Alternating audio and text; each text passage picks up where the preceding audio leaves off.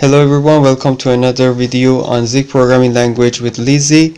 In this video we will talk about how to get input from the user.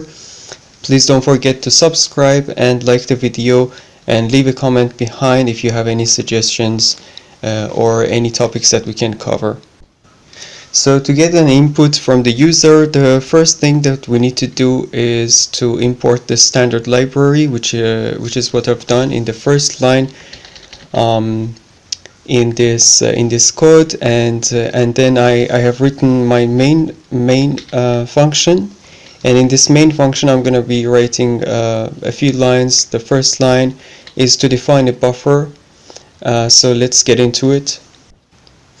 After defining our buffer, we can try to get the reader from standard library so that we could read the input that user give us. Before continuing, I will first write a message for the user to invite the user to type in a word or a name.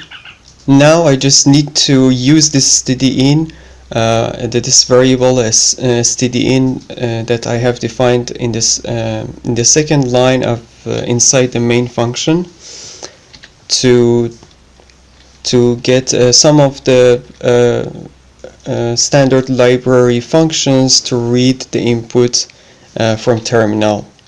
There are many functions in this library that you can use. I'm going to be using read until delimiter, and I'm going to be explaining why. The only thing that we need to pay attention to here is that these functions often return error, and of course it's possible that they might return an error, so we have to handle these errors using a try keyword. So here I'm getting my input from the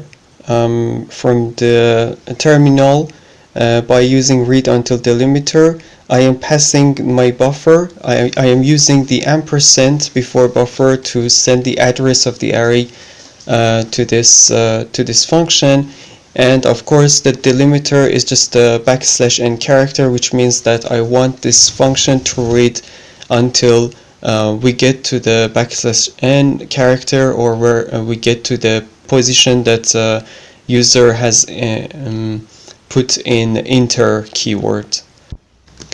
And finally I put a line to print the input that user give us. Let's try to run this code and see the result.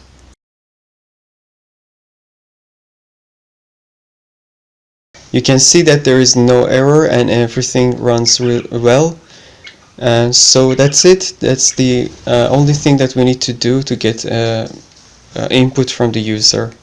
Thank you for watching the video. Don't forget to subscribe and like the video if you want to support us to make more videos like this. See you in another video.